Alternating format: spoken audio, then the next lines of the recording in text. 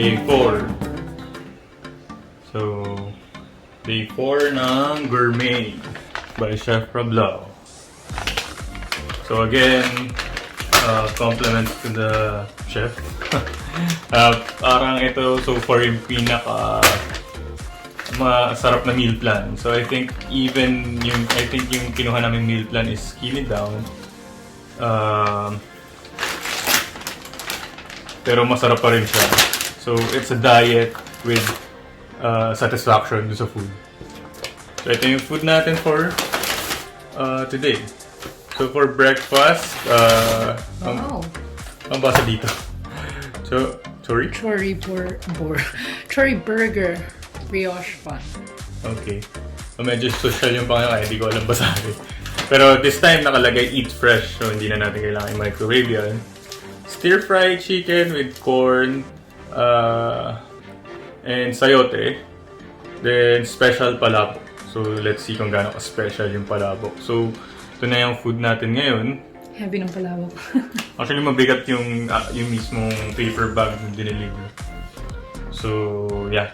Thank you dun sa delivery kasi nagpa-adjust tayo ng time. Usually, dinideliver nila around 5:30.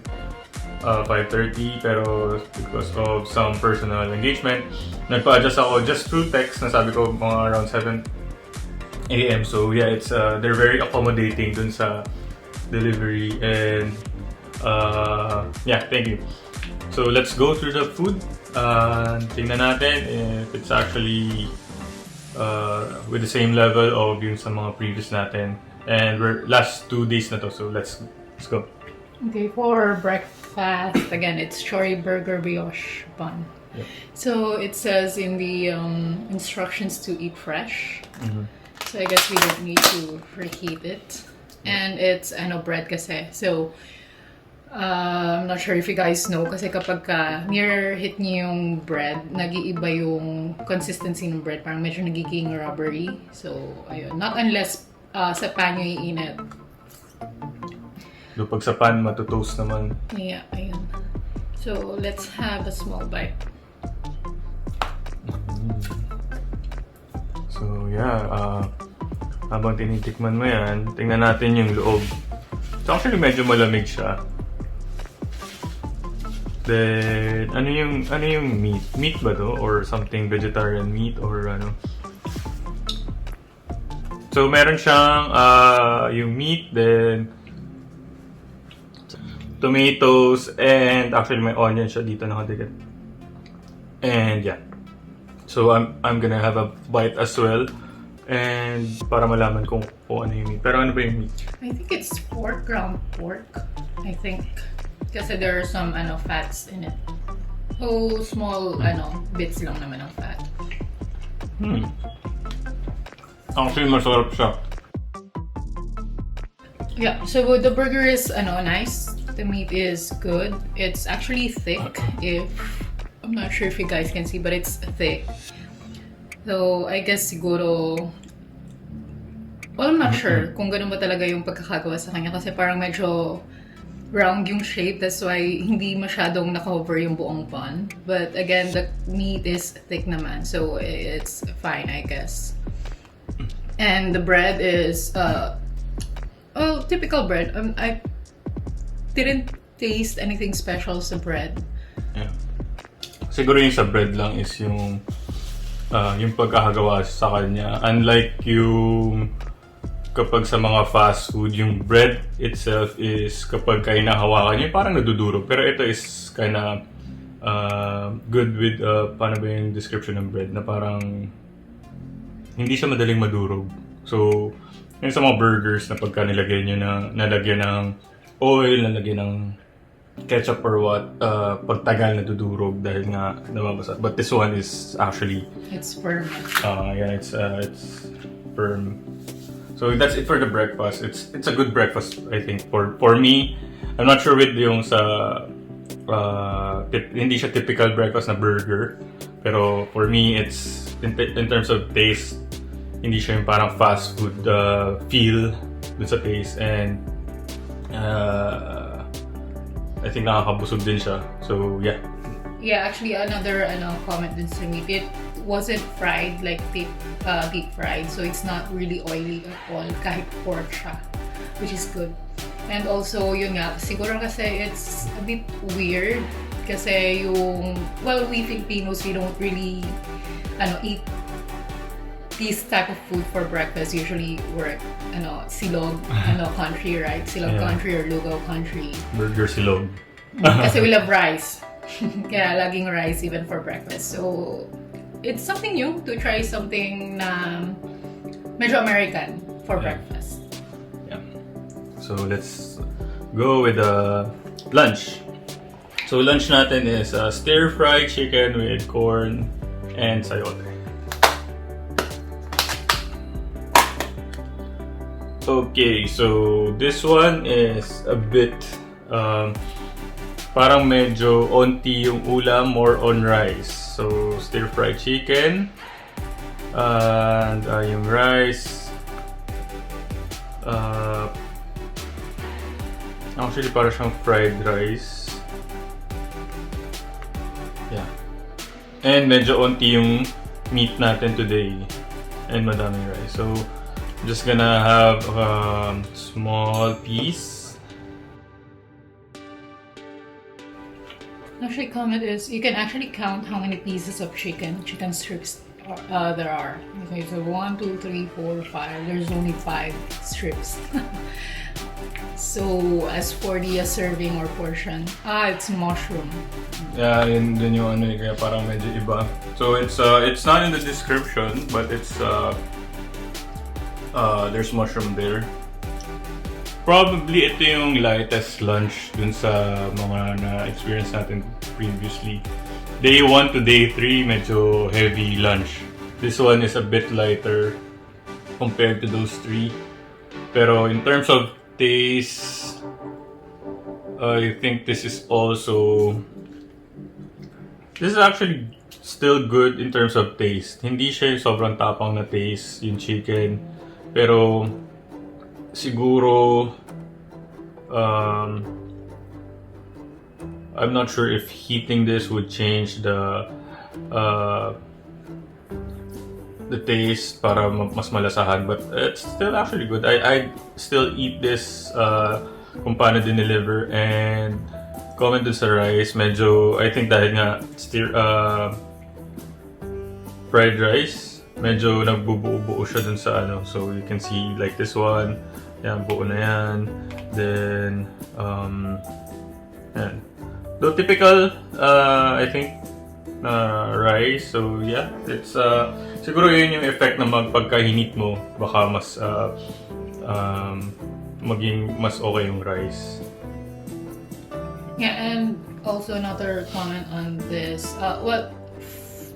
It's Thursday na. Remember what we said dun sa mga previous videos earlier this week na parang they're trying to set your taste buds as well, not just your appetite. Yeah, right. So this one, it's not as tasty as the previous meals ng mga nakaraang araw, but it's still good. Yeah. So yeah, probably dahil nga in a way diet pa din siya, skinny down. So parang tama yung sabi mo na You're trying to condition in the term. So I guess if you're really serious about trying to lose weight, this is also a good option. Yung parang nag-a-adjust. Actually, hindi naman for the past 4 days or 3 days, hindi naman ako din nag-crave for any food.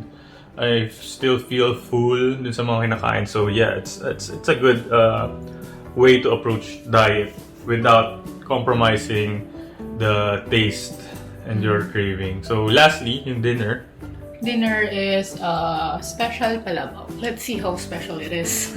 But it's really heavy. Like I think half ng package will be for the palabok. So punong-puno yung bowl natin. Oh, okay. With so egg. we have egg, calamansi, and they use the thin threads of noodles. Let's try and mix it. Can I borrow your fork?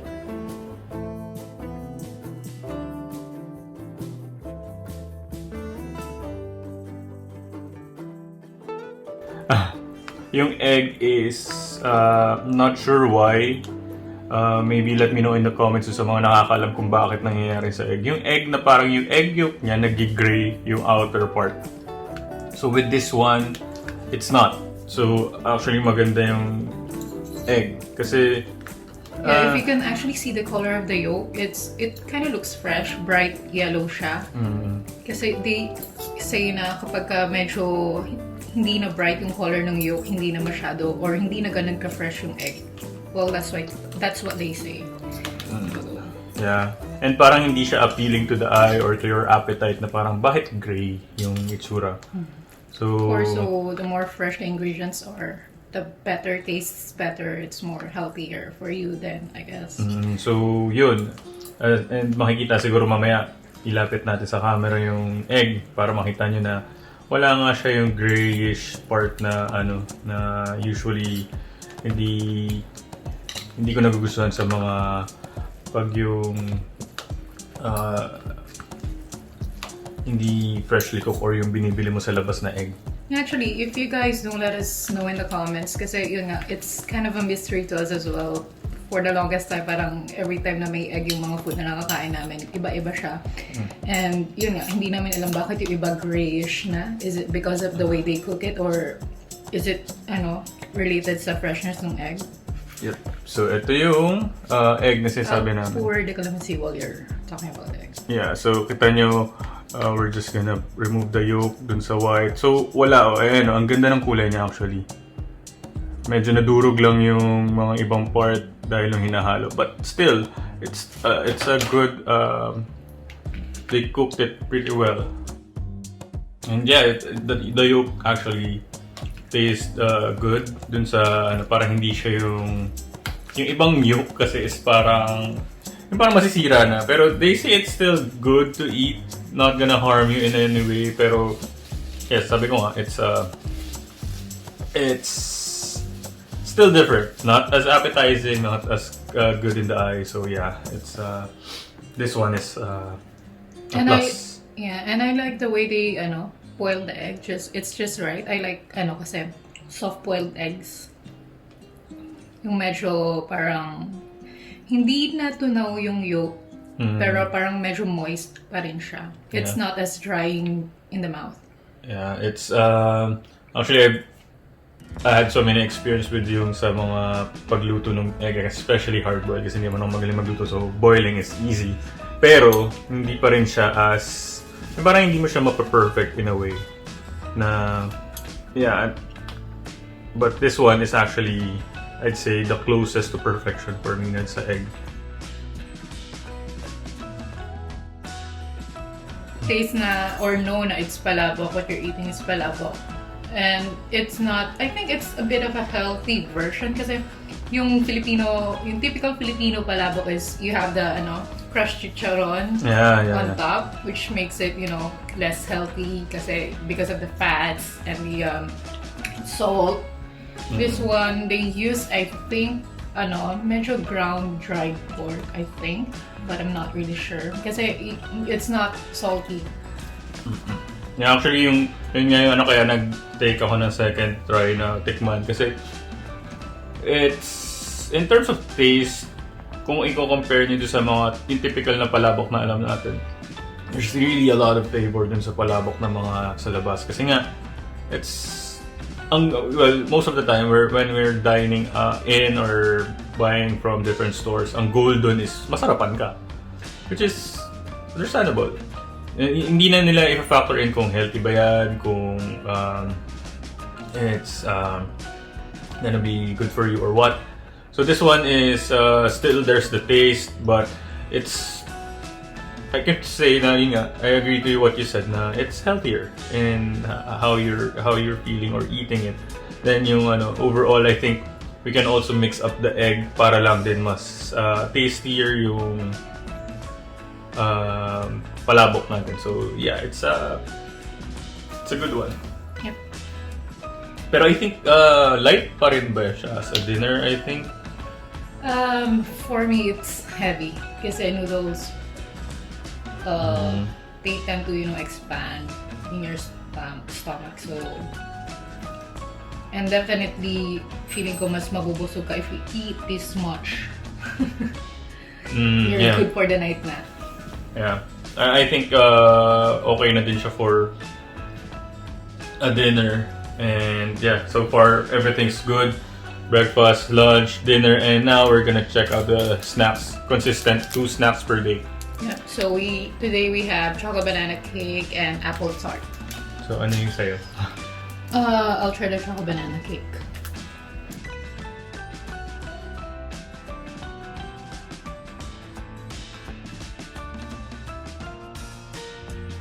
Chocolate banana cake, it's good. You know, yung typical banana bread na nabibili nyo, it's like that, except this one's more, more firm, I guess. Parang yung feeling na more siksik siya. Hindi siya mostly air, na parang nasobra sa pag-alsa yung baking. Siguro, din, para heavy feels din siya pag kinain mo, even though small lang siya for a snack. And the sweetness, it's, again, I love how they, make their pastries or desserts, just the right amount of sweetness. Hindi sobra, hindi kulang. You'll still feel satisfied. Yung sa apple tart, siguro I'm not sure. Hindi siya ganun kadaming apple, pero in terms of taste, malalasa mo yung apple. And What's this on top? ayun nga, hindi ko din sure kung ano siya, pero Can I try? sure. Yung but still something that you'd expect is apple tart. So yeah, it's gusto ko siya dahil hindi siya ganun kabilis madurog yung crust. So yung iba kasi once you taste ang kalat, although may mga kumalat na, pero it's still, I think dahil nga maliit din siya. And it's maybe because hindi dry yung pagka-bake ng crust. Maybe that's why hindi siya So again, maganda yung pagka-bake. I think what I like the apple tart is they're using like real slices of apple. Unlike yung mga magbibili mo sa sa bake shops na parang dinurog na lang na apple, then they put extenders. Yeah. So this was not like that. They used and baked real slices of apple, and I think what's on top is some kind of custard or cream. Hindi ko din alam pero it complements the taste of yung apple tart. So yeah, that's day 4 and verdict. Before, still definitely a yes for me. I just love how they prepare their food na like, say this burger. When you say burger, automatically what pops in your head is it's not healthy. Tapos kakainin mo pa ng breakfast, right? So they have their own ways of making everything healthy and tasty at the same time. Yeah. And you still feel satisfied and you get to experience, kasi ang mahirap sa pagda-diet is pag sinabi natin diet, automatically inisip natin kailangan healthy lagi, gulay, fruits, oats, laging ganon, tapos konti lang dapat lagi serving. We tend to deprive ourselves of eating the food that we want, which sometimes or most of the time causes na ma-break natin yung diet natin. So I like what they do, na they still make you experience the food or let you eat the food na masarap. Yeah, so I agree with that. And maganda yung transition nila na day 1 is really tasty. Sobrang tasty yung day 1. Day 2, a bit less but not too much. Day 3, and doon na naramdaman mo na yung talagang diet. May salad pa tayo for the dinner. And then day 4 is a bit of balance, I think, na a bit of a twist. Burger, then may palabok. And yung lunch nila medyo consistent with rice and ulam. So I think it's yung pretty well structured on how they approach a diet. So this is just a 5-day meal plan, but I think they're doing it in a way na you won't really feel you're in a diet. Yes, you won't feel deprived of experiencing good food. Yeah. So, ayun, if you experience this kind of diet tendencies, you won't have to break your cycle or your diet. Yeah. You're just This is sustainable. you feel good. So you're just gonna keep on doing it. Yeah. So yeah, yun nga, parang the best way to diet is make it sustainable and make it basically your lifestyle. So that's it, day 4, and yeah, I think so far still good. I'd rate this an 8 out of 10 for me. Dahil this overall mix, twist, and taste, not as good as the one, but yeah, like I said, it's part of the transition of the diet. So day 4, and yeah, I think they're really helping us in a way na nag-a-adjust yung appetite, yung cravings, and yung mismo the serving of how much you eat. Yep. So that's it. Till next time, next day, last day natin for Gourmade. So don't forget to like and subscribe. And of course, for the next meal plan, we're gonna try out and look for other meal plans for you to be able to compare. Para you can decide on which meal plan are you gonna take. Gourmade, some previous ones are pickle, and probably we're gonna try more. So yeah, sorry. Or if you guys have tried other meal plans that you'd like to recommend to us, we can try it as well. Just comment down below. Yeah, comment maybe comment the URL or comment the name so we can try to find it and review it as well. So we know how it compares to the ones that we tried so far. So that's it. Don't forget to like and subscribe, and till next time. Bye-bye. Bye.